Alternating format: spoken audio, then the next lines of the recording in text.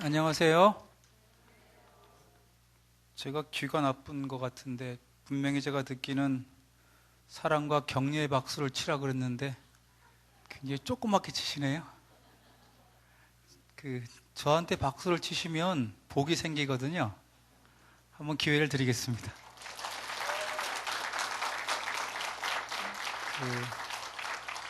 보험업계에서는 저는 이제 보험업계에 34년을 근무하고 금년 3월에 은퇴를 했는데 보험업계에서는 전설이 내려져 있어요. 저에게 박수를 치면 박수 한 번에 좋은 일이 하나씩 생긴다. 그리고 또 제 강의를 들으면 한 달 동안 좋은 일이 생긴다. 또 저랑 악수하시는 분은 1년간 좋은 일이 생긴다. 또 저랑 허깅하시는 분은 10년간 좋은 일이 생긴다. 그게 보험업계에 내려오는 전설입니다. 그거는 왜 그러냐면 제가 아브라함의 축복을 받은 사람이거든요. 하나님이 아브라함에게 약속하시기를 너를 축복하는 자는 내가 축복하겠고 너를 저주하는 자는 내가 저주하리라 그랬기 때문에 저를 축복하는 분들은 다 축복을 받습니다. 여러분은 복된 분들입니다. 저는 모태신앙의 크리스찬이고요. 그 생명보험업계에서 34년을 근무했습니다. 그 중에서 17년은 이제 직원 신분이고 17년은 임원을 했으니까 상당히 오래 했죠. 그리고 이제 아까 소개해 주신 대로 제가 교보생명, 농업생명 부사장을 한 6년 했는데요. 뭐 보험업계 오래 근무하고 뭐 임원으로 된 사람들도 많지는 않지만, 근데 저에 대한 가장 중요한 그 평가는 저는 술 담배를 하지 않는 크리스찬입니다. 그러니까 남자가 술 담배를 전혀 하지 않고 직장 생활을 했다. 그리고 그것도 보험업계에서 영업 쪽에서 근무했다. 그리고 부사장까지 올라갔다. 라고 하는 것들이 사실 사람들이 굉장히 좀 이렇게 이상하다고 생각을 합니다.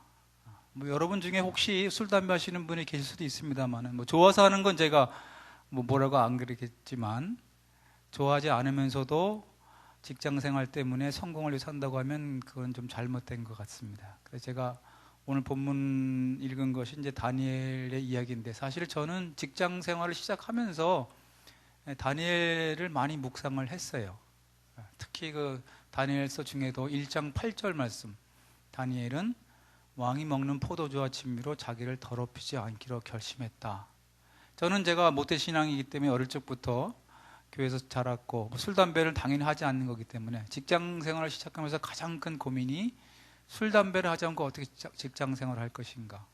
다른 사람들은 불가능하다고 하는데 분명히 하나님께서는 다니엘서를 보니까 다니엘이 왕이 먹는 포도주와 진미를 안 먹었다는 거죠. 사실 그 당시에는 아마 다니엘은 목숨을 건 결심이었겠죠. 포로로 된 데서 거부한다고 하는 것은 아마 학교에서 쫓겨날 것이고 잘못하면 죽을 수 있는 그런 부분임에도 불구하고 나는 직장에서 성공이나 세상에서의 권력보다는 하나님의 사람으로서 정체성을 지키겠다는 그런 마음으로 결심을 했던 것 같아요.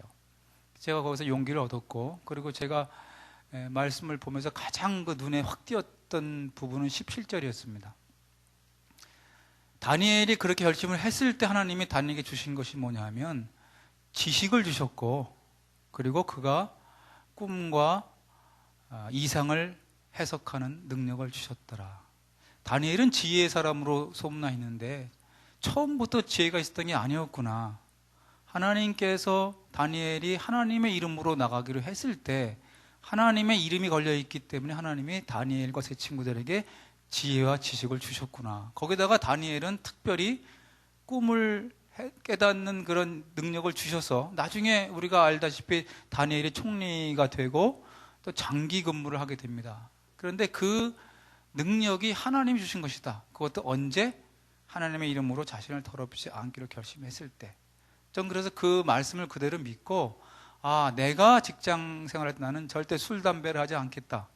그러면 하나님께서 나도 다니엘처럼 그렇게 아마 해주실 거야 라고 생각을 했습니다. 그래서 제가 하나님 주신 지혜로 한 것이, 그럼 내가 어떻게 해야 믿음을 지킬 것인가 라고 해서 처음에 제가 생각한 게 자기소개 때부터 내가 밝혀야 되겠다. 그래서 저는 면접 볼 때도 자기소개하라고 하면 항상 보통 자기소개 어떻게 합니까? 저는 어느 학교를 나오고 뭐 이렇게 설명을, 저는 그렇게 안 했습니다. 저는 모태신앙의 크리스천입니다. 저는 그래서 술과 담배를 하지 않습니다. 그러나 저는 정직하고 성실합니다.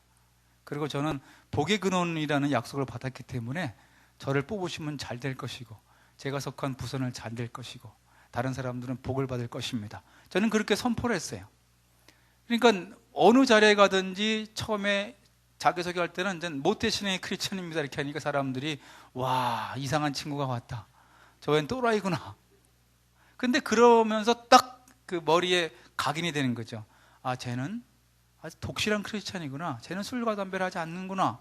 그러니까 그 다음에 술자리 가도 제가 술을 안 먹는다고 하면, 맞아, 당신은 참 술 안 한다고 했지.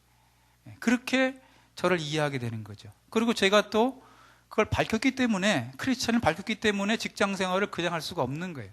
그러니까 다른 사람들과 생활할 때도 모범을 보여야 되고, 제가 희생하고 헌신하고 또 다른 사람을 위해서 일을 하다 보니까 양보하고 그리고 기도하고, 그러니까 사람들 사이에서 평이 좋은 거예요. 서로 다 일을 안 하려고 하고 서로 자기가 공로를 가로채려고 하는데, 저는 제가 일을 먼저 하려고 하고 그 다음에 다른 사람에게 공을 돌리고 하는 거죠. 그리고 옛날에는 이 주일날 되면은 또 뭐 당직 뭐 이런 게 있었어요.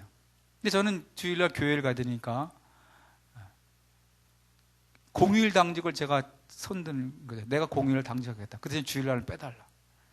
그런 식으로 직장 생활을 하게 되니까 사람들이 저를 생각할 때 저는 굉장한 독실한 크리스천이다, 쟤는 좀 기독교 중환자다, 그렇게 생각하는 거죠. 근데 사실은 제가 군대 갈 때 사실 제일 큰 고민입니다. 군대를 가면 이제 군대는 말이 안 통하잖아요. 그러니까 제가 군대 가니까 이제 친구들이 모여서 걱정하면서 기도를 했습니다. 하나님, 군대 가는데 거기서 신앙을 지키고 술, 담배 안 해야 되는데 크게 핍박 안 당하고 해달라고 이제 이렇게 기도를 갔는데, 훈련을 마치고 부대로 가니까, 부대 딱 가면은 이제 고참들이 처음에 노래를 시킵니다.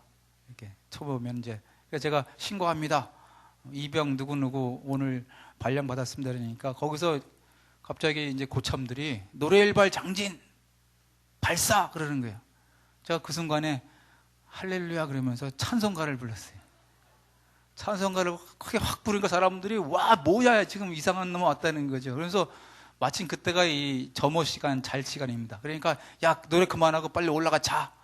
제가 일부러 무릎을 탁 꿇고 기다렸습니다, 거기서. 그러니까 사람들이 난리가 난 거예요. 야, 저 완전히 기독교 중환자가 왔구나. 그런 그 날부터 바로 너는 주일날 교회 가라, 너는 교회 가고 또 술자리에서 술 안 먹습니다, 너는 안 먹지. 그렇게 해서 제가 살아왔습니다.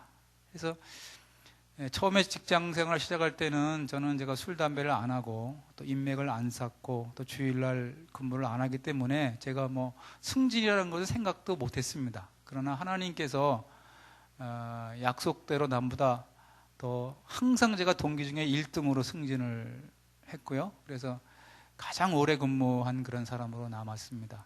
전 그런 이야기들을 여러분들에게 말씀드리고 싶은 거예요. 여러분 직장인들 많이 계실 줄 아는데, 직장인들에게 질문을 합니다. 여러분들은 월요일 날 출근할 때가 행복하십니까? 아니면 금요일 날 출근할 때 행복하십니까?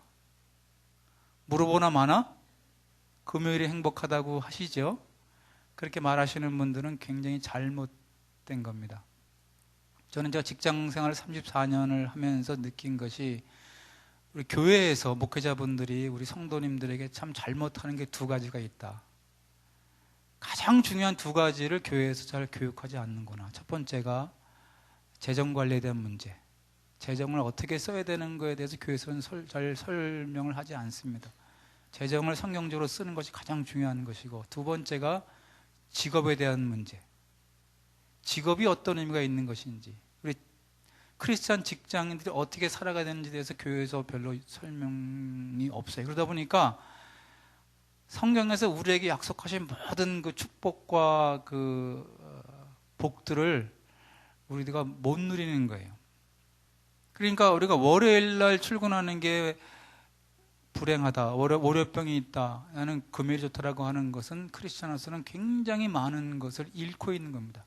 사실은 월요일이 더 행복해야 됩니다.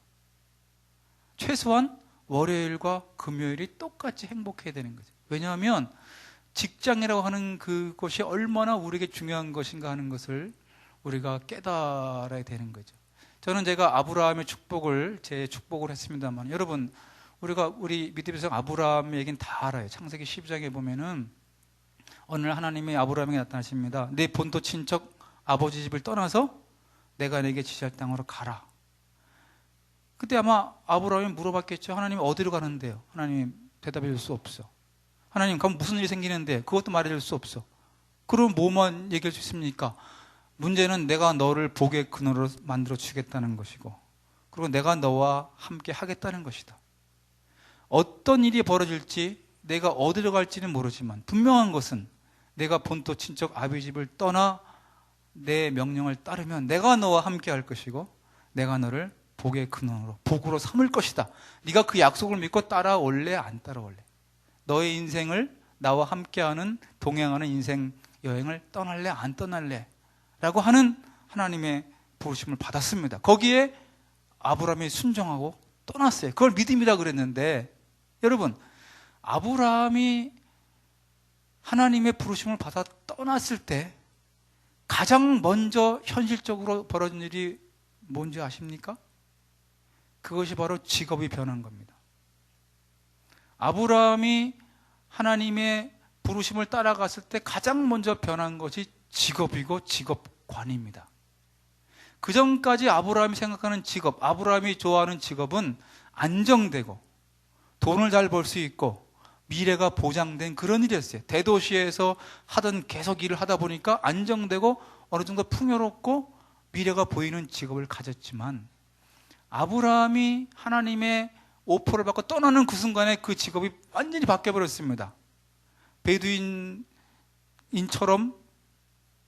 양을 치는 목자로 되면서 이제는 미래가 보장되지 않아요.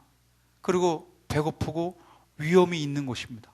한 번도 안 해본 그런 일일지 모르겠습니다.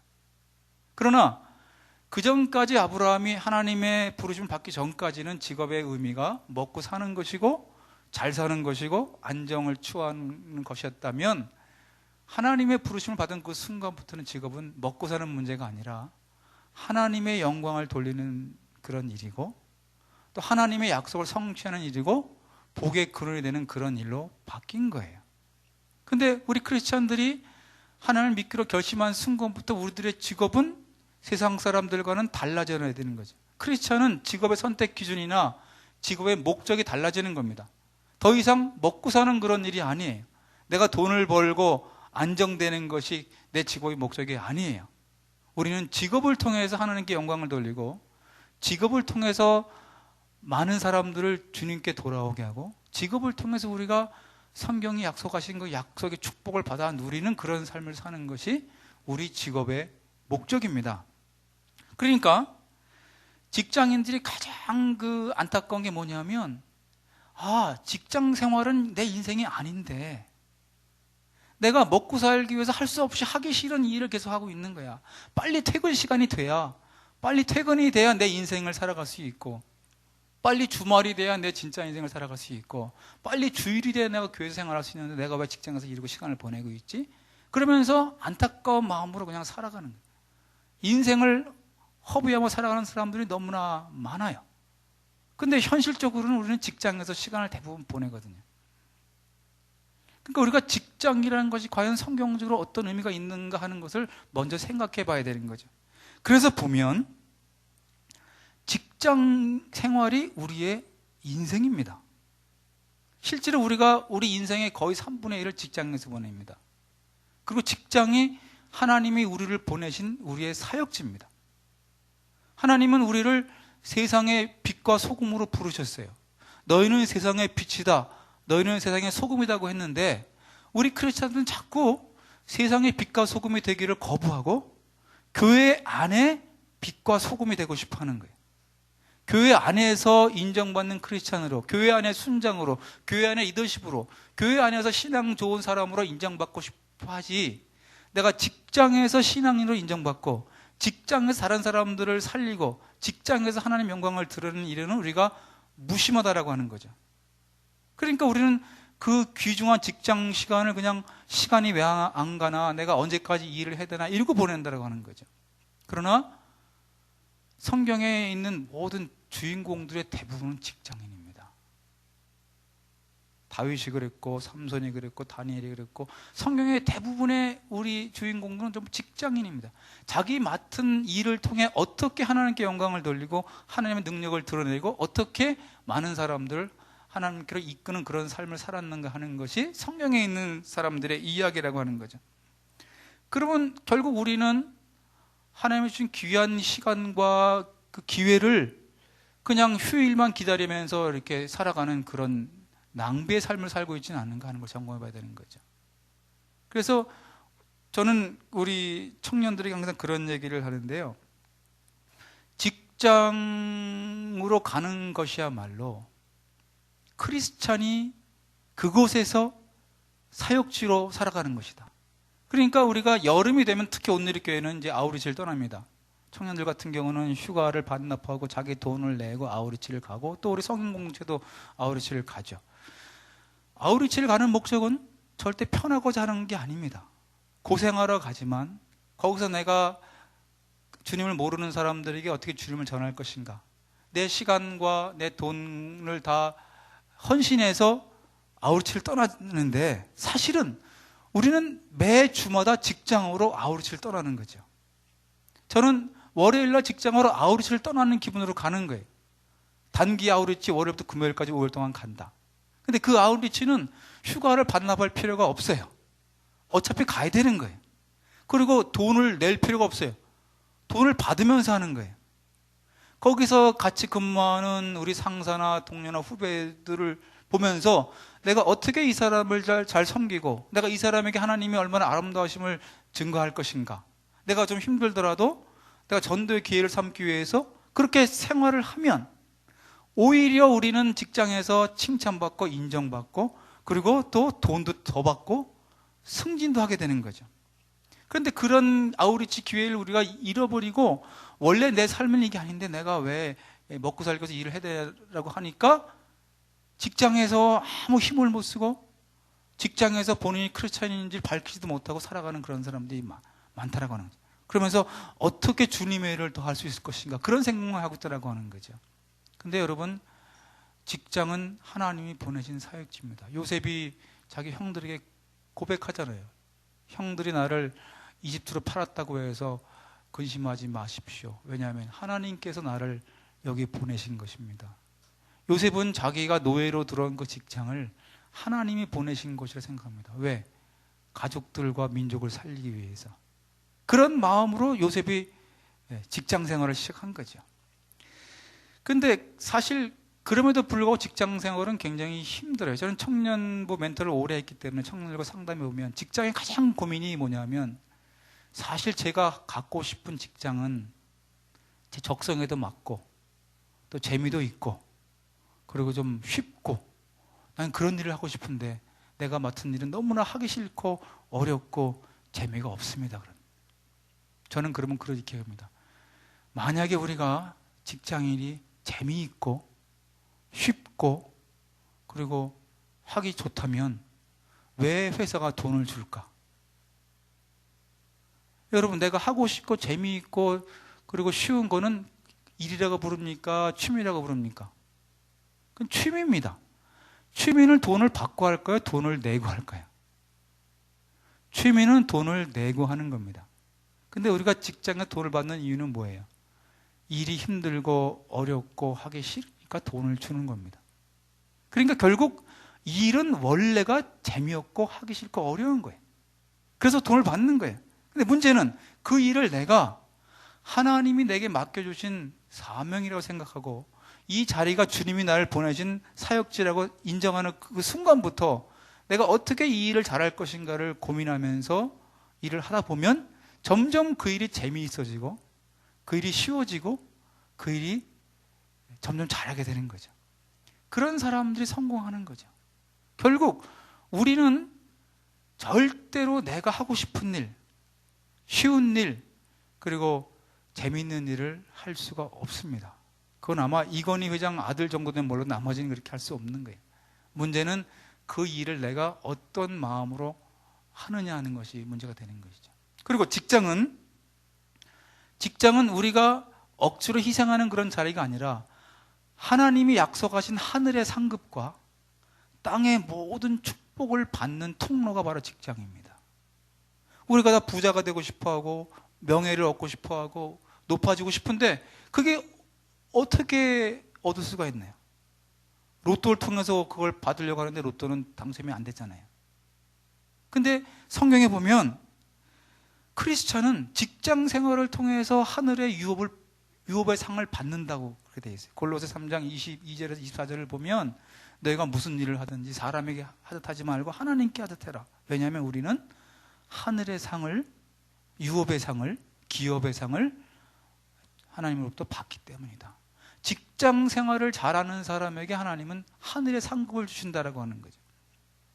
교회 일을 잘하는 사람에게 주는 게 아니라 직장 일을 잘하는 사람에게 하늘의 상급을 주시는 거고요. 그리고 하나님은 우리가 손으로 하는 일에 대해서 복을 주시고 우리 손이 수고한 대로 먹게 하신다는 거죠.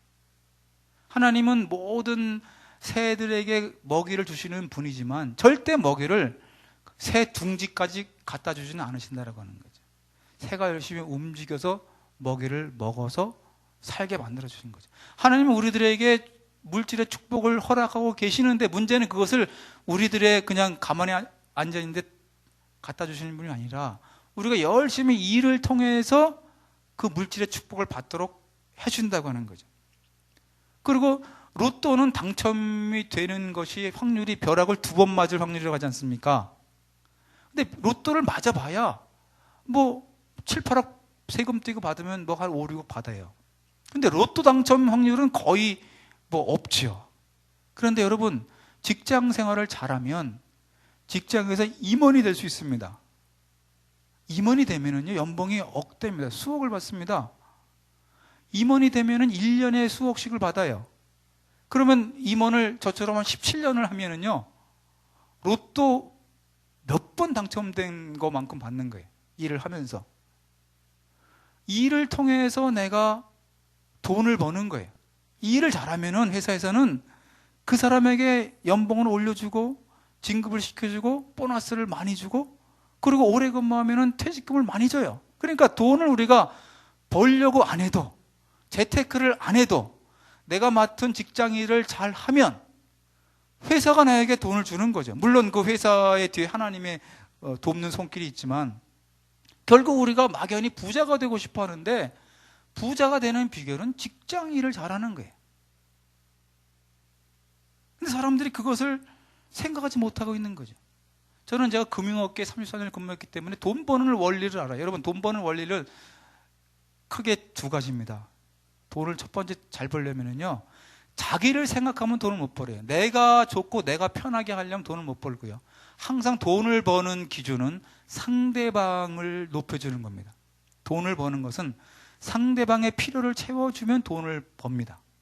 그것도 상대방이 아주 절실한 필요나 상대방의 큰 필요를 채워줄수록 돈을 많이 버는 거예요. 그리고 또 하나, 상대방의 가치를 높여주면 돈을 버는 거예요. 상대방이 갖고 있는 게 100인데 그걸 내가 200으로 만들어주면 내가 돈을 버는 거예요. 결국 돈을 버는 것은 상대방을 높여주고 상대방을 잘되게 하고 상대방에게 축복의 통로가 되면 내가 돈을 버는 거예요. 근데 많은 사람들은 자기가 편하고 자기를 좋으려고 하다 보니까 돈을 못 버는 겁니다. 그래서 돈은 따라가는 게 아니라 따라오도록 만드는 거예요. 사람은 발이 2밖에 없지만 돈은 발이 4개가 있거든요. 그러니까 다리 2 달리는 사람이 앞만 쫓아가서 다리 4개 있는 돈을 따라갈 수가 없어요. 근데 돈을 버는 방법은 돈이 따라오게 만드는 거죠. 그게 뭐냐면 상대방. 그게 뭐 영업하는 사람은 고객이고 사업하는 사람은 상대방. 한 고객들, 동료들, 회사를 잘 되게 하는 사람이 돈을 버는 거예요. 여러분, 월급 직장인 중에 실패하는 사람이 누구냐? 명태 1순위가 누군지 아세요? 월급만큼 일하겠다는 사람. 내가 받는 만큼 일하겠다는 사람은 항상 명태 1순위입니다. 절대 그 사람은 승진 못하고 항상 잘립니다. 왜 그렇습니까? 월급만큼 일하면 회사가 망하거든요. 회사는 월급만 주는 게 아닙니다. 월급을 만약에 100을 준다면 그 사람에 대한 간접비가 있어요. 그 사람 자리, 그 사람에 쓰는 전화비, 그 사람 교육비, 이런 것들이 거의 월급의 한 배만큼 돼요. 그 다음에 회사가 유지하려면 또 충당금도 필요합니다. 그러니까 월급이 한 서너 배 정도 하면 회사에서는 그냥 똔똔인 사람이에요. 회사에, 근데 자기 월급의 10배 일을 한다. 그럼 회사는 그 사람을 잡아야 됩니다. 그렇잖아요. 그러니까 그 사람을 잡기 위해서 월급을 올려줄 수밖에 없는 거예요. 또 그런 사람들은 스카우트 해가려고 하니까 또 월급이 올라가고 직급이 올라가는 거예요. 결국 내가 회사가 나 때문에 수지 맞고 회사가 나 때문에 잘 돼야 내가 성공하는 거지, 내가 편하고 내가 잘 하는 그런 사람들은 절대 직장에서 살아남을 수가 없고 항상 잘리기 1순위. 그래서 결국은 돈을 버는 것은 첫 번째는 상대방의 필요를 채워주고 상대방의 가치를 높여주는 것이고, 두 번째는 성경적인 방식으로 우리가 하나님 말씀대로 돈을 쓰면 이제 하나님이 부어주시는 그런 게 있는 거죠. 그래서 어쨌든 중요한 것은 우리는 직장 생활을 통해서 성경에서 약속하신 모든 축복을 받아 누릴 수가 있는 것이다. 그리고 성경에서 우리들에게 세상의 빛과 소금이다, 너희는 복의 근원이라고 하셨는데 그 세상이 어디냐? 그게 직장이라고 하는 거죠. 그래서 우리가 성경의 주인공으로 살 것이냐, 아니면 성경을 그냥 읽기만 하는 그냥 주변인을 살 것이냐는 것은 내가 직장에서 어떻게 생활하느냐에 따라 달라진다라고 하는 거죠. 그래서 결국 신앙생활은 직장에서 하는 것이고, 그 사람이 진정한 크리스찬인지 아닌지 하는 것은 직장에서 사람들이 평가를 하는 것이다. 그런 말씀을 드립니다. 실제로 저는 제가 아브라함의 축복을 약속으로 살아왔습니다만은 왜 많은 크리스찬들이, 그 많은 크리스찬들이 직장 생활에 성공하지 못하고 왜 그 믿음 좋다는 사람들이 직장에 성공 못하냐는 걸 제가 보니까 크게 3가지의 문제가 있어요. 혹 여러분들 거기에 해당되는지 생각해 보시면 될 것 같아요. 왜 크리스찬들이 세상의 빛과 소금이 못 되고 왜 크리스찬이 성경에서 약속한 축복을 못 받아 누리느냐, 그 원인이 3가지인데, 첫 번째는 뭐냐면 직장 생활과 믿음 생활과 일상 생활을 분리하는 사람들이 성공 못합니다. 교회 안에서 생활하는 모습과 직장에 생활하는 모습이 다른 사람들 있습니다. 교회에서는 굉장히 부드럽고 다른 사람을 돕고 상냥하고 리더인데 직장만 가면 완전히 다른 사람이 되는 사람들이 있어요. 직장 생활과 일상 생활을 분리하는 사람들, 교회 생활과 가정 생활이 분리된 그런 사람들은 절대 하나님의 축복을 받아 누릴 수가 없습니다. 근데 의외로 많은 사람들이 그렇게 살더라고요. 제가 아까 말씀드렸듯이 하나님이 우리를 부르실 때 교회 내의 빛과 소금을 부르지 않았습니다. 교회 내의 빛과 소금은 목회자분들입니다. 저는 청년들이 그렇게 얘기합니다. 교회에서는 오히려 활동하지 않아도 좋고 교회에서는 그냥 개개도 좋다. 그러나 교회에서 충분히 충전한 다음에 직장에서 네가 빛과 소금으로 살아가라. 직장에서 하나님의 약속을 실천해 봐라라고 하는 거죠. 그래서 제가 보니까 그 각 기업에 이제 신우회가 있는데도 많이 있는데, 저는 직장인을 보면서 2 부류로 제가 나눠요. 첫 번째는 크리스찬 직장인과 직장인 크리스찬입니다. 크리스찬 직장인과 직장인 크리스찬이 뭐가 다르냐? 크리스찬 직장인은 크리스찬이라는 정체성이 우선입니다. 난 크리스찬이야. 크리스찬인데 나는 직장인이야. 나는 크리스찬인데 나는 의사고, 나는 크리스찬인데 나는 뭐 연예인이고, 나는 크리스찬인데 공무원이고, 나는 크리스찬인데 주부야. 그러니까 모든 정체성의 우선이 크리스찬입니다. 크리스찬인데 직장인 그런 사람이 있어요. 근데 직장인 크리스찬은 뭐냐 하면 나는 직장인이야. 직장인이 우선입니다. 근데 크리스찬이야. 그러니까 직장 생활은 다른 사람과 똑같이 이기적으로 똑같이 양보 안 하고 똑같이 편안하고 일을 하는데, 문제는 언제가 달라지냐면 퇴근 후에 수요일날 여기 교회에 옵니다. 퇴근 후에 주일날 교회에 와요. 그것은 마치 동호인과 똑같은 개념이죠.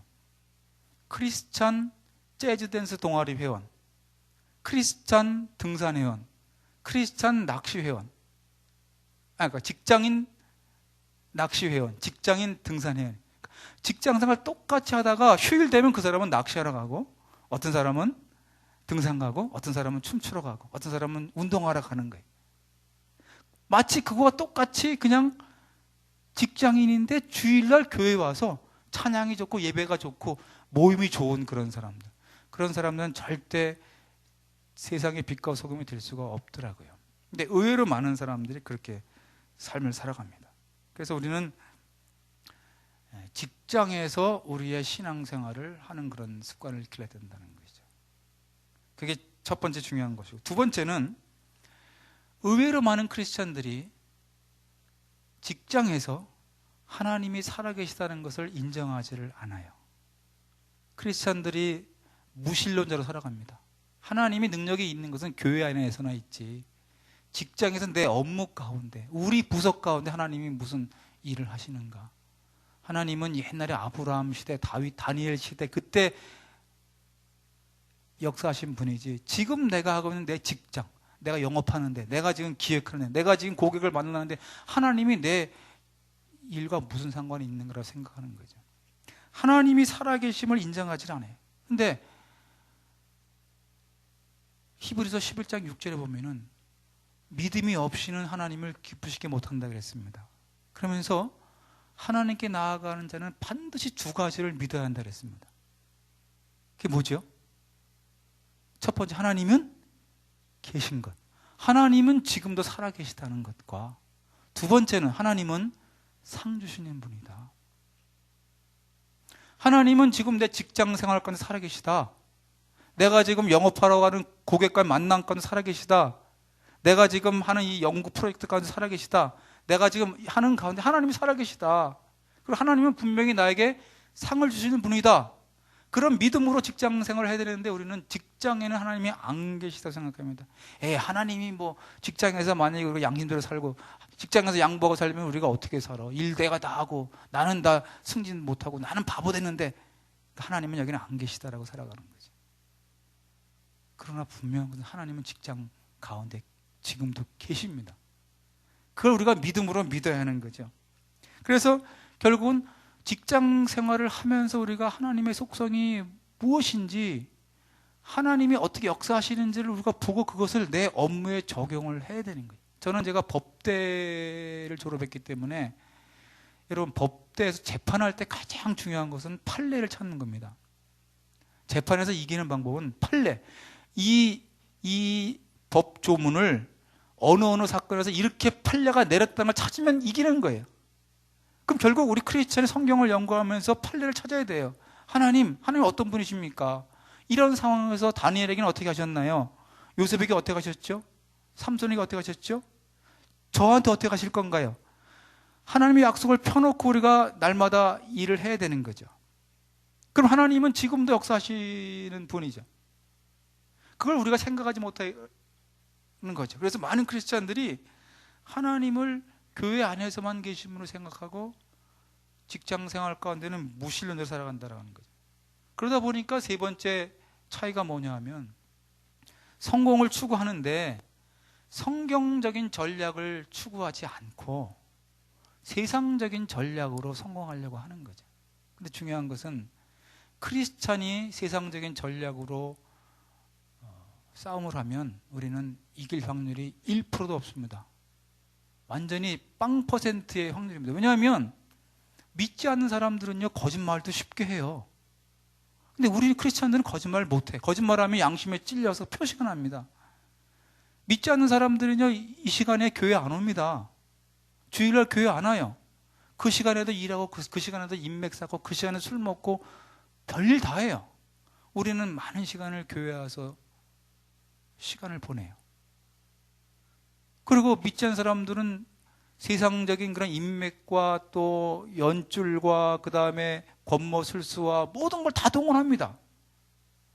근데 우리는 그렇게 할 수가 없어요. 그럼 그런 경기가 이길 수 없는 건 당연한 거죠. 이종격투기를 보면은 여러분, 자기가 잘하는 걸로 싸워야지 남이 잘하는 걸로 싸우면 백전백패하는 거죠. 그래서 크리스찬은 세상적인 고정관념대로 살면 안 되는 거죠. 그래서 우리가 로마서 12장 2절을 보면은 이 세대를 본받지 말고 하나님의 뜻이 무엇인가, 하나님의 방식으로 우리가 전쟁을 해보자라고 하는 거죠. 지금은 저는 제가 삼성그룹에 있어 임원도 했고 교보 임원도 했습니다만 둘 다 창업자 회장님이 계신 거예요.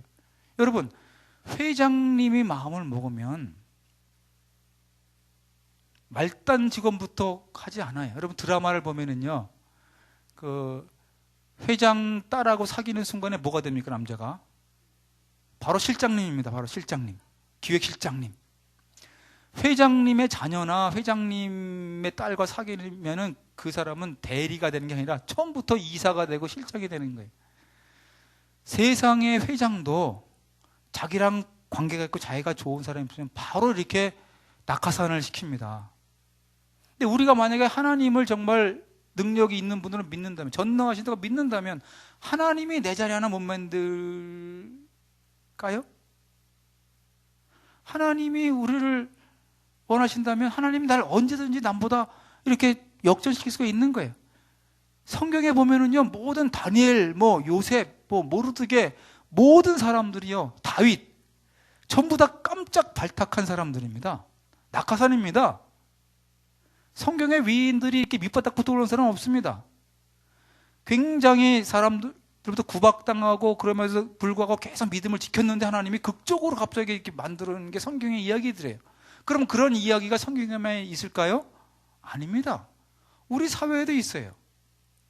지금은 대학도, 저희가 대학 갈 때는 무조건 시험 성적 순이지만 지금은 대학도 무슨 이렇게 전형이, 특별 전형이 있잖아요. 특별 전형.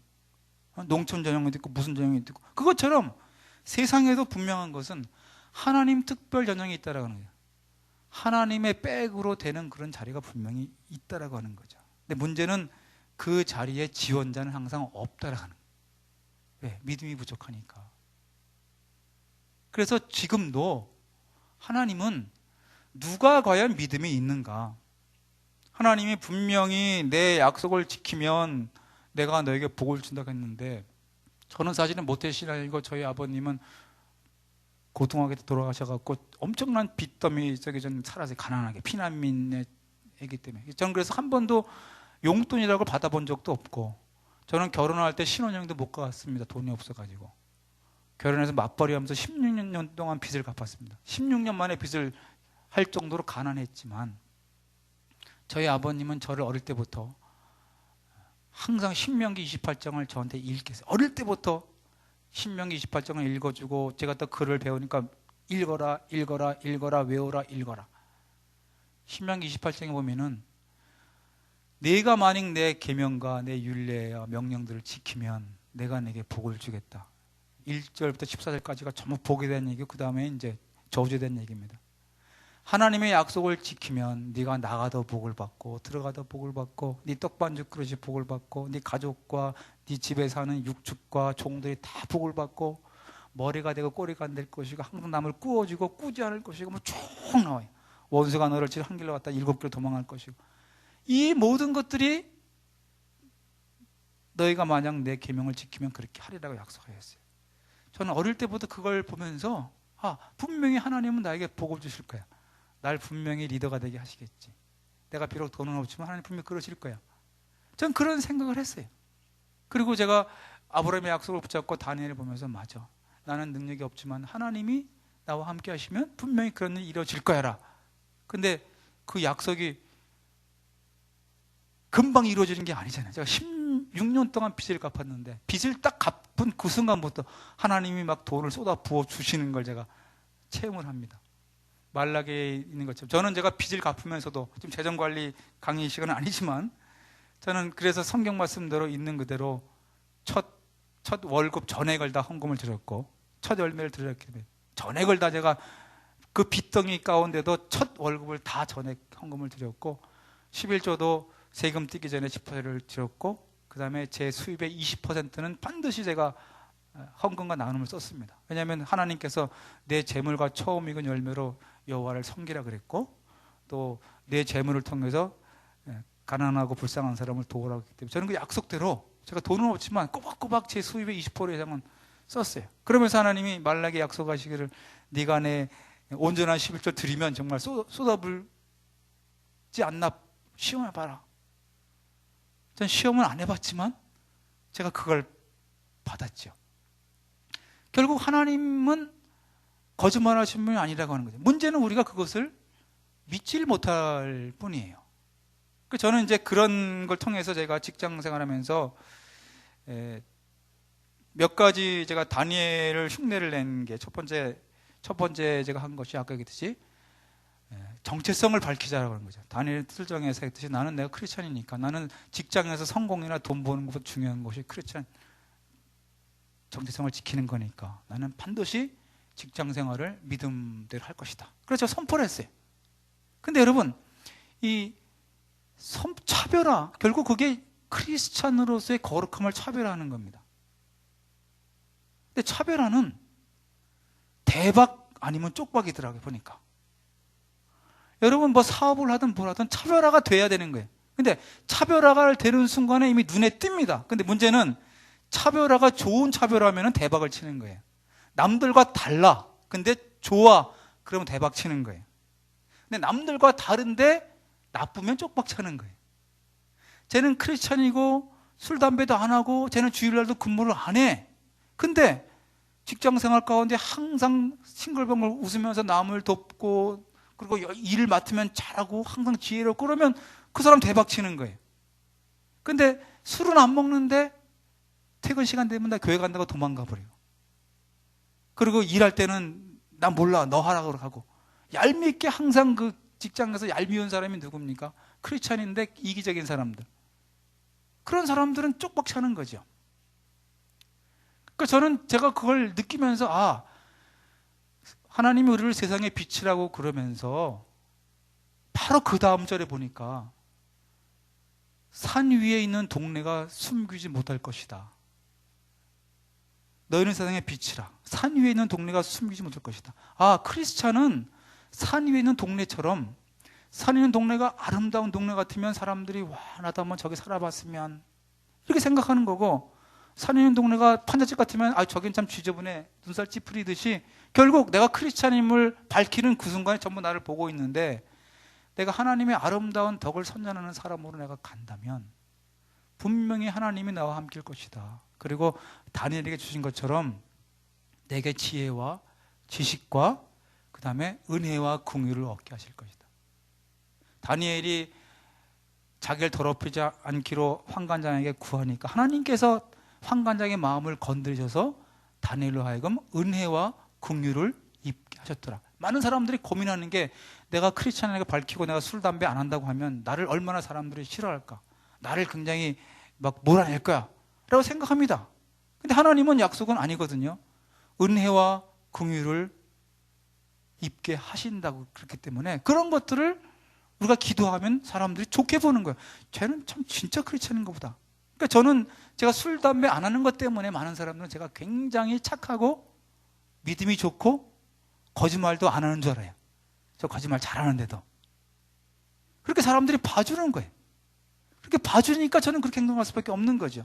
그러니까 제가 술, 담배 하지 않은 것 때문에 제가 저를 점점 더 거룩하게 가는 거예요. 그리고 제가 거룩하다는 뜻이 뭔가 찾아보니까 거룩이라는 말은 구별됐다는 뜻입니다. 구별됐다는 거예요. 거룩은 자발적으로 구별된 거예요. 그러니까 거룩이라는 말을 현대말로 표현하면 자발적인 왕따입니다. 거룩은 자발적인 왕따예요. 그러니까 내가 거룩하라는 얘기는 하나님이 우리에게 너희는 자발적으로 왕따가 되라. 왜? 세상 모든 사람들이 다 돈 때문에 일을 하고 세상 모든 사람들이 자기 이익 때문만 추구하고 세상 모든 사람들이 자기만 편하려고 하는데 우리는 그걸 거부하는 거예요. 나는 아니다. 나는 회사를 위해서, 동료를 위해서, 그리고 주변 사람들을 위해서 나는 일을 하겠다.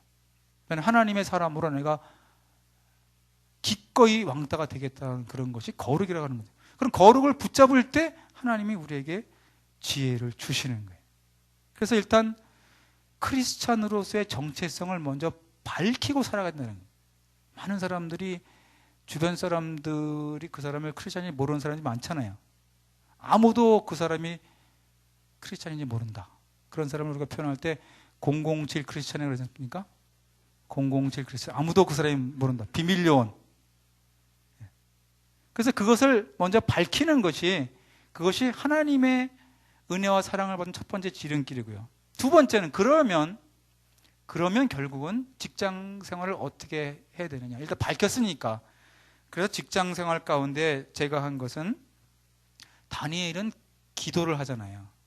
느부갓네살이 이렇게 박사들 죽이려고 할 때 다니엘이 기도합니다. 친구들 모여 기도하자. 하나님께 답을 달라고 하자.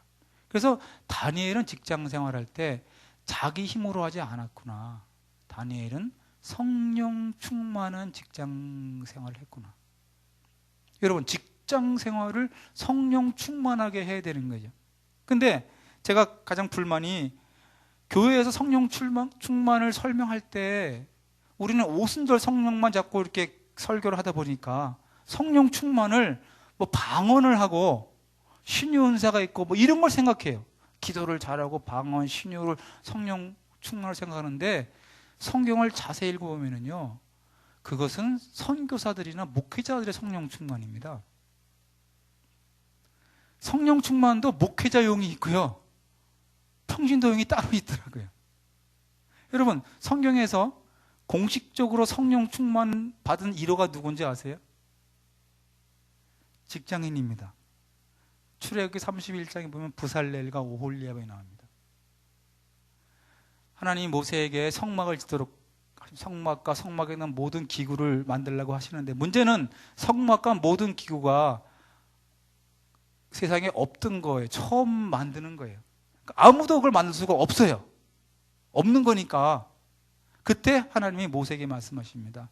모세야, 부살렐과 오홀리압을 불러라. 내가 그들에게 내 영을 충만하게 부어줬다. 성령을 충만하게 부어줬기 때문에 그들에게 지혜와 총명과 지식과 재주와 기술이 있다.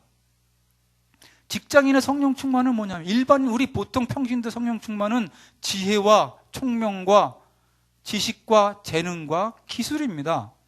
실제로 삼손에게 나타난 성령 충만은 힘이에요. 다윗은 싸우는 능력입니다. 다니엘은 꿈을 해몽하는 거고요. 그러니까 성령 충만이라고 하는 것은 결국 사람에게는 없는 하나님의 능력, 하나님은 지혜의 영이시고 하나님은 전능하신 분이고 하나님은 사랑과 긍휼의 영이시고, 그런 그 치유의 능력, 하나님의 능력을 받아서 일하는 게 성령 충만입니다. 그러니까 우리가 흔히 믿지 않는 사람들이, 이것은 신의 한 수다, 이건 뭐 신의 솜씨다, 그것은 하나님을 모르는 사람들은 그렇게 표현해요. 신의 한 수다, 신의 솜씨다. 그런데 우리 크리스찬들은 성령 충만이라고 하는 거죠. 그러니까 하나님께서 다니엘에게 그가 하나님의 약속대로 거룩한 삶을 살기로 결심했을 때 성령 충만하게 주신 것이 바로 지혜와 총명과 지식과 기술과 꿈을 깨닫는 능력을 주신 거예요. 마찬가지로 하나님, 제가 하나님의 능력으로 직장 생활을 할 것이고 내가 직장에서 영광을 드러내고 빛이 될 것인데, 그러면 제가 일을 잘해야 하지 않습니까? 하나님 제게 지혜를 주세요라고 하면 하나님께서 우리에게 지혜를 주시는 거예요. 그러니까 영업할 때는 고객을 만나기 전에 기도합니다. 하나님, 제가 고객을 만납니다. 제게 지혜를 주셔서 제가 요점만 핵심 있게 말하게 해주시고, 상대방 마음을 하나님이 감화감동시켜 주시고 은혜와 긍휼을 주셔서 상대방의 내 말을 호의로 받게 도와주십시오. 우리의 만남에 서로에게 도움되는 관계가 해 주시고, 그리고 나중에 기회 되면 제가 전도할 수 있게 도와주십시오. 프로젝트를 맡은 하나님, 제가 프로젝트 하는데 이거 아무도 모르는 겁니다. 지혜 주셔서 제가 핵심을 해 주십시오. 기도를 하는 거예요. 그러니까 출근할 때 매일 기도하는 거예요. 일할 때마다 기도하는 거예요. 하나님, 성령을 제게 주십시오. 하나님 지혜 여기시잖아요. 하나님 저에게 길을 주셔야죠. 성령 충만으로 일을 하게 되면 사람들이 깜짝 놀래요. 어떻게 이런 생각을 했지? 어떻게 이렇게 했지? 근데 우리는 성령 충만을 생각할 때 전부 방어만 생각하니까 직장 생활 가운데 성령 충만을 구하지를 않아요. 그래서 다른 사람과 경쟁을 이길 수가 없는 거죠. 성경에 있는 모든 우리 위인들은요, 하나님께 기도하면서 하나님의 능력으로 이겼어요. 다윗이 골리앗을 어떻게 이깁니까? 성령이 도와주셔서 이긴 거죠. 그래서 우리가 직장 생활을 할 때 어떻게 성령 충만으로 일을 할 것인가 하는 것을 기도해야 되는 거죠. 저 같은 경우는 제가 보험업계에서 굉장히 좀 유명한 사람이 된 게, 저는 사실은 처음에 보험업계에 가려고 간 게 아니라 그냥 우연찮게 갔는데, 제가 그만두려고 막 그랬어요. 지금도 보험이 그렇게 평이 좋지 않지만 34년 전은 뭐 끔찍했죠. 근데 저는 제가 좋은 대학을 안 나왔기 때문에 그냥 할 수 없이 갔는데, 그만두려고 아무래도 뭐 딴 데 되는 데가 없어요. 근데 그때 제 옆에 있는 우리 지점장 한 분이 저를 불렀더니 그런 얘기를 하더라고요. 저 그때 총무 때인데, 김총무, 자꾸 도망가려고 그러지 말고 당신이 한번 보험업계를 바꾸면 안 돼? 당신이 지금 여기 힘들어하고 불행한 우리 설계사분들을 당신이 행복하게 해주면 안 돼?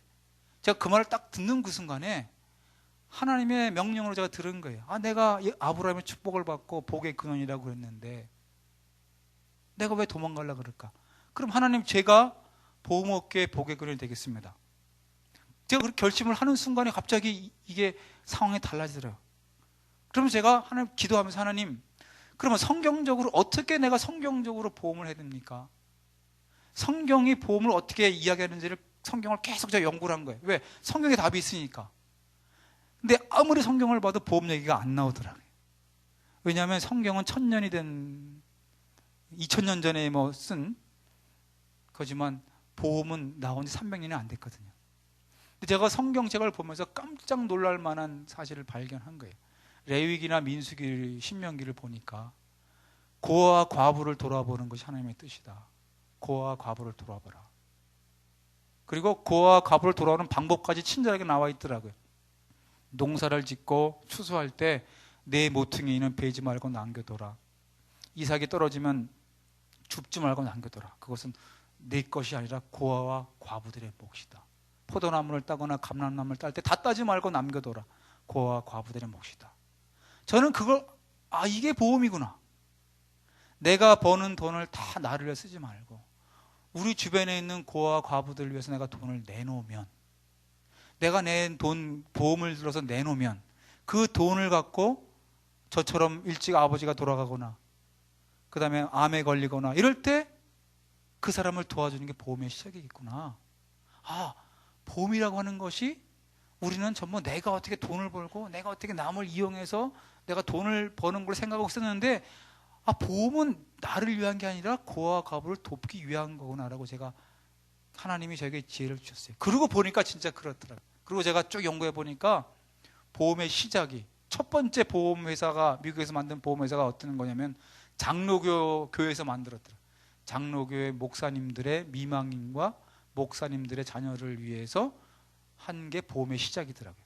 그래서 맨 처음에는 우리 장로님, 권사님들이 보험을 다 가입시켜갖고, 그래서 목사님이 잘못되면 가족을 돕는 게 보험의 시작이었더라고요. 원래 보험의 시작이 내가 돈을 벌기 위한 게 아니라 남을 돕는 거구나. 사람들이 왜 보험을 싫어합니까? 해약하면 손해보니까 싫어하잖아요. 그죠? 그렇죠? 제일 싫은 거는 손해보는 거예요. 근데 보험을 제일 좋아하는 거는 뭐예요? 조금 내가 많이 타는 거예요. 내가 10만 원 냈는데 갑자기 내가 보험금 1000만 원 받으면, 뭐 1억 받으면 다 좋아합니다. 근데 문제는, 여러분, 내가 10만 원 보험료를 내고 1억을 받았다고 하면 나머지 9,990만 원은 누구 돈일까요? 보험회사 돈입니까? 아닙니다. 다른 계약자가 낸 돈을 내가 받는 거예요. 내가 조금 내고 다른 계약자가 낸 돈을 받고 내가 좋아한다면, 내가 해약해서 손해본다라고 말하는 그게 사실은 손해보는 게 아니라 고아와 과부를 돕는 거구나라고 생각하는 그 순간에 이게 바뀌는 거예요. 그래서 원래 보험이 그런 건데 사람들이 보험을 잘못 알고 있는 거니까, 이런 내용을 우리 설계사분들 제대로 알고 고객들에게 복음을 전파하듯이, 원래 보험이 이런 겁니다. 그래서 보험은 이런 마음으로 들어야 됩니다. 그리고 우리가 고객을 위해서 일을 한다고 하면 이게 성경적인 방식으로 하는 거겠구나. 제가 그것을 연구해서 우리나라에 FC10이라는 그런 말을 제가 처음 만들어 갖고 성경적으로 어떻게 보험을 설명하고 할 것인가를 제가 소개를 했거든요. 그것이 한국 보험업계가 바뀌게 된 그런 게 된 거죠. 결국 우리가 성경에 있는 모든 사항들을 어떻게 내 업무 가운데 적용할 것인가, 어떻게 내가 하나님이 주시는 그런 그 지혜와 재주를 갖고 내 일을 할 것인가 연구하면 하나님이 기가 막히게 우리들에게 그런 답을 주신다고 하는 거죠. 그걸 기도하면서 하게 되면 우리가 하고 있는 일이 다른 사람들 볼 때는 저거는 사람의 솜씨가 아닌데 어떻게 저런 생각을 할까? 어떻게 저렇게 이런 이기적인 사회에 이런 물질적인 사회, 어떻게 저렇게 정신적인 얘기를 하고 어떻게 다른 사람을 돕고 저렇게 생각할 수 있을까? 라고 사람들로부터 인정을 받게 되는 거죠. 그래서 여러분, 우리가 직장 생활을 통해서 하나님이 얼마나 능력이 있으신 분인지, 하나님이 얼마나 선하신 분인지, 하나님이 정말 얼마나 우리들의 성공에 관심이 있는지를 체험하고 살아가야 되는 거죠. 그래서 성령 충만을 통해서 일을 하는 그것이 크리스찬이 성공하는 그런 방식입니다. 항상 기도하고 성경 말씀을 보면서 우리가 일을 하게 되는 거죠. 그리고 직장 생활을 통할 때 세 번째는, 저는 직장 생활을 통하면서 항상 제가 편하고 제 이익보다는 어떻게 하면은 나와 함께 일하는 사람들이 나 때문에 수심할 것인가. 하나님은 나를 복의 근원이라 그랬는데 내가 가는 곳이 나 때문에 잘 돼야 된다. 그러니까 성령 충만의 목적이 뭐냐면, 성령 충만은 내가 이름을 내고 내가 잘 되는 목적이 아니더라고요. 우리가 성령 충만을 기도하는 이유는 내가 성령 충만을 받아서 내 주변에 있는 어려운 사람들, 내 주변에 보지 못하는 사람, 내 주변에 슬픈 사람, 내 주변에 억눌린 사람, 내 주변에 갇혀있는 사람, 내 주변에 힘이 없는 사람들을 내가 하나님의 능력으로 세워주고 그들을 격려하고 그들을 일으키는 것이 성령 충만의 목적이기 때문에, 내가 직장 가운데서 내 주변에 힘들어하는 사람들을 어떻게 한마디라도 더 내가 세워주고 격려할 수 있고 위로할 수 있고, 그리고 내 수입 중에 조금을 털어서 밥 사주고 차 사줘가면서 그 사람을 격려하고 세울 것인가. 이것이 하나님이 내게 주신 사명이구나. 그리고 하나님이 우리를 세상의 빛이라고 그랬으면 빛은 어두운 데로 가야지. 빛이 환한 데 가면 빛이 소용이 없잖아요. 빛은 어두운 곳으로 가야 되는 것이다. 소금은 썩은 곳에 가고, 소금은 냄새나는 곳에 가는 게 소금이지, 내가 편하고 좋은 데를 찾아다닌다는 자체가 잘못이구나. 그러니까 항상 제일 힘들고 어려운 부서는 내가 간다. 항상 힘들고 어려운 그런 관계를 내가 뛰어든다. 그런 마음으로 우리가 가는 거죠. 왜? 그게 예수님이 오신 목적이고 그것이 성령 충만의 목적이니까. 그래서 항상 우리의 관심이 평상시 생활 가운데 항상 복의 근원으로 축복의 통로가 되는 삶을 살아가야 된다고 하는 거죠. 그러려면 왜 우리가 직장 관계에서 갈등이 있느냐 하는 것은 결국 내 행동이 잘못된 겁니다. 항상 상대방의 행동은 내 행동의 거울이기 때문에, 내가 우리 직장에서 우리 모임에서 뭔가 갈등이 있다는 얘기는 내가 잘못된 거죠. 그래서 직장 생활이 힘들 때마다 항상 저는 그거를 생각합니다. 갈라디아 5장 22절 23절을 묵상하는 거예요. 과연 내 삶에서 성령의 열매가 나타나고 있는가? 직장 생활 가운데 성령의 열매를 나타내야 된다. 직장 생활 가운데 성령의 열매 9가지 여러분들 아시잖아요. 첫 번째가 뭡니까? 사랑입니다. 내가 정말 일을 사랑하고 회사를 사랑하고 동료를 사랑하는가. 두 번째는 기쁨이죠. 내가 일하는 것이 기쁘고 출근하는 것이 아우리치척 같은 마음으로 내가 오고 내가 다른 사람 격려하는 게 기쁨이 있는가. 그 다음에 세 번째 평화로운가, 오래 참는가, 친절한가, 착한가, 그 다음에 절제하는가, 뭐 긍휼한가, 뭐 이런 성령의 9가지 열매, 그걸 내가 내 직장 생활 가운데서 정말 실천하고 있는지 그것을 점검하면서 그렇게 살아가는 거죠. 직장과 가정생활 가운데 내가 성령의 9가지 열매를 맺는 그런 삶을 살면 주변의 모든 사람들이 제 옆에 오고 싶어 하는 거고, 저랑 같이 근무하고 싶어 하고, 아, 저분과 같이 근무하면 참 좋겠다. 그러니까 인사 발령을 받고 어디 갈 때마다 항상 나보다 먼저 가는 게 내 편판이지 않습니까? 누가 누구랑 같이 온대, 누가 만약에 우리 부장으로 온대, 아, 좋다, 아니면 죽었다. 여러분들에 대해서 우리 직장 동료가 평가할 때, 여러분 후배가 상사가 평가할 때, 그 사람, 야, 정말 잘 됐다. 그 사람과 같이 근무하면 배울 것도 많고 아마 생기는 게 많을 거야. 이렇게 생각하는지, 그 사람, 이거 골치 아픈데. 그렇게 되는 것이 결국 우리가 성령의 열매를 맺는 그런 삶을 사는가 안 사는가 하는 거죠.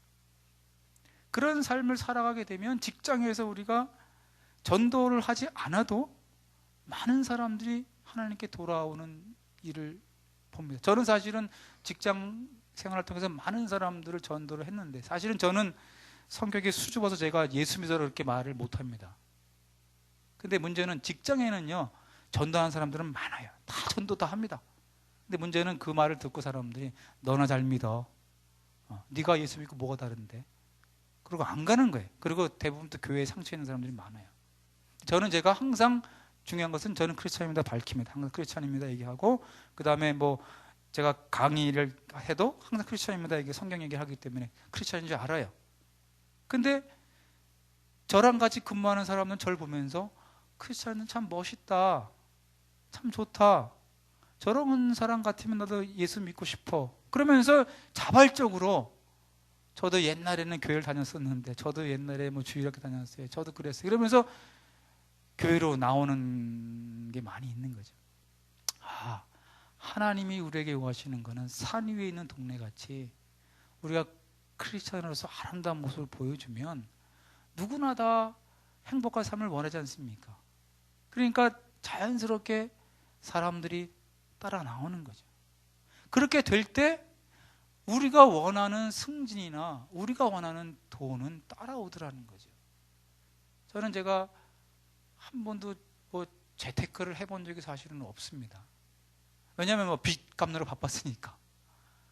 근데도 하나님이 막 특별 보너스를 막 부어주시는 거예요.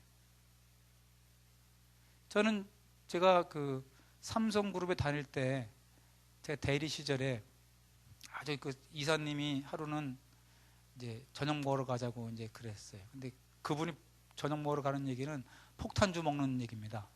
그러니까 다 쓰러져야 이제 끝나는 그런 판이에요. 그러니까 그분이 사실은 얼마나 술을 잘 먹는지 부하 직원 2명이 죽었어요, 술 때문에. 그 정도로 유명한 분입니다. 그러니까 이제 대리를 다 술 먹으러 가자니까 전부 난리가 난 거예요. 다 뭐 컨디션 먹고 난리가 났는데, 저는 이제 룰루라라고 간 거죠. 저는 술을 안 하니까. 그러니까 전부 저보고 이제 큰일 났다, 너는 이제 어떻게 하면 좋냐. 제가 뭐 어떻게 하면 난 안 먹는 데로 갔는데 폭탄주를 막 돌리잖아요. 근데 제가 이제 패스 세 번째 패스를 딱 하니까 이분이 저를 딱 보더니, 야 김대리 너 지금 뭐해? 그러더라고요. 그죠? 저는 술 안 먹습니다. 그러니까 술 안 먹는 게 어디 있어 임마, 그러는 거죠. 그래서 제가 눈 더 크게 뜨고 안 먹습니다. 옆에서 쟤는 크리스찬에서 안 먹어요. 그런 게 어디 있어? 그러면서 저보고 그러는 거예요. 술 안 먹으려면 그만둬, 회사를. 제가 딱 그 말 듣는 순간 어떻게 했을까요? 술 안 먹으면 그만둬. 제가 그만두지요 그랬습니다. 제가 그때 제 마음속에 두 가지. 첫 번째는 술 안 먹는다고 그만두게 하는 회사가 어딨냐 세상에. 그 회사가 손해지 내가 그만두면. 첫 번째는 술 안 먹는다고 그만두게 하지는 않을 거다. 그리고 만약 그만두게 하면 지가 손해 내가 손해냐, 나 딴 데 가면 되지. 첫 번째 그거. 두 번째는 하나님이 뭐 책임지겠지. 그리고 제가 안 먹는다고 하니까 이 양반이 갑자기 사색이 된 거예요. 대리가 눈을 크게 뜨고 안 먹습니다. 그만두게 둔다니까. 그러니까 이 양반이 깜짝 놀라갖고서, 야 너 그러면 넌 가, 내일 아침에 사표 들고 와, 그러더라고요. 제가 그래서 알겠습니다 그러고 가서 사표 들고 갔어요. 그 다음날. 근데 그 양반이 막 껄껄껄 웃으면서 저한테 그런 말을 했어요. 김대리, 너는 실력이 있으니까 과장은 된다. 과장까지는. 넌 절대 부장 안 돼. 못 돼. 왜? 부장은 인간관계가 좋아야 되는데 너는 그게 안 돼. 그래서 제가 뭐 알겠습니다 그랬어요. 그래서 제가 과장 때 그만뒀습니다. 근데 그만두고 이제 프루덴셜이라는 회사가 우리나라 올 때, 그때 스카우트 창립 멤버로 갔어요. 그래서 한 13년을 열심히 내가 일해갖고 막 우리나라 최고의 그 보험 전문가가 되고 거기서 이제 임원이 됐는데, 그때 하나님께서 이건희 회장님의 마음을 움직여갖고 전 세계의 핵심 인재를 불러 모아라. 사장보다 월급 더 많이 줘도 좋다. 전 세계 최고 천재 한 명이 10,000명을 먹여 살리니까 핵심 인재를 뽑아야 사장 평가에 반영한다고 했는데, 생명보험업계 핵심 인재가 없거든요. 그러니까 제가 핵심 인재로 뽑힌 거예요. 우리나라에서 가장 핵심은 누구냐? 김승학이다. 쟤를 데려와라, 이렇게 된 거예요. 삼성생명에서 나간 사람을 다시 뽑는 경우는 한 번도 없었고 지금도 없습니다. 근데 유일하게 저를 다시 오라는 거예요. 제가 안 간다 그랬어요. 그러니까 직급도 높여주고 연봉도 원하는 데 다 준다. 백지수 필 테니까 오라고 하는 거예요. 저를. 그래서 같은 사장이 저보고 그래요. 무조건 오기만 해라. 내가 뭐 연봉도 원하는 데 다 주고 직급도 남보다 한 5년 빨리 죽어 할 테니까 오라는 거죠. 제가 갔을까요, 안 갔을까요? 제가 갔습니다. 근데 가는데 딱 한 가지 했어요. 다른 조건 다 필요 없습니다. 한 가지 조건만 지켜주십시오. 그러니까 뭐냐 그랬어요. 제가 술 권하지 마세요 그런 거예요. 그 사장님이 저를 그만두러간 그 이사님이 사장이 된 거예요. 너는 절대로 부장 안 된다는 그 사람이 사장이 돼 저를 임원으로 와달라는 거예요. 다 줄 테니까. 그래서 제가 거기서 하나님께서 하시는 거 역전이라는 게 이런 거구나. 그래서 제가 그분한테 큰 소리 치면서 뭐 연봉이고 뭐고는 다 그냥 회사 주고 싶은 대로 주고 딱 한 가지 술 권하지 마라. 그래서 그날부터 삼성생명에서 자기가 술을 안 먹는다고 선포하면 술을 권하지 않는 그런 문화가 만들어졌습니다. 그러니까 하나님께서는 기가 막히게 역전극을 일으키시는 거예요. 그리고 제가 갔는데 그 해에 제가 간 그 다음에 제가 7일에 그 다음 해에 전무후무하게 특별 보너스가 나왔어요. 전 직원에게 특별 보너스가 규정에도 없는 게 그게 얼마 나온 줄 아세요? 연봉의 120%가 나왔어요. 연봉의 120% 보너스가 규정이 없는 거예요. 왜? 저 때문에. 저한테 돈을 주려고 모든 직원이 다 연봉의 120%를 받은 거예요. 딱 한 번. 그걸 다른 사람들은 우연이라고 생각하지만 저는 제가 기도하는 사람이기 때문에 하나님께서 약속을 지키시는구나 하는 걸 저는 느끼게 되는 거죠. 여러분, 하나님이 선하시다라고 우리는 고백을 하고요. 하나님은 살아계시다고 고백을 합니다. 하나님은 우리에게 복 주신다는 고백을 하는데 체험할 기회가 없잖아요, 우리가. 왜요? 우리 믿음이 없어서. 우리가 교회에서는요, 그런 걸 체험할 기회가 없는 거죠. 그 모든 것들을 체험할 수 있는 곳이 우리의 직장입니다. 우리가 세상의 빛과 소금이 되는 그것은 절대 교회에서는 할 수가 없는 거예요. 그건 직장에 가서 해야 되는 거죠. 가정에서 가야 되는 거죠. 그래서 하나님이 얼마나 수가 많으시고 얼마나 재밌으시고 얼마나 사랑이 넘치시고 얼마나 능력이 있으시고 정말 깜짝 역전극을 하는지를 우리가 체험을 하려면 우리 직장 생활의 삶이 변해야 되는 거죠. 그러니까 내가 주님이 나를 직장 일을 통해 부르셨구나. 내가 직장 생활을 잘하는 것이 축복의 비결이구나. 사실 다니엘이 보면 제가 다니엘 좋아하는 다니엘은요.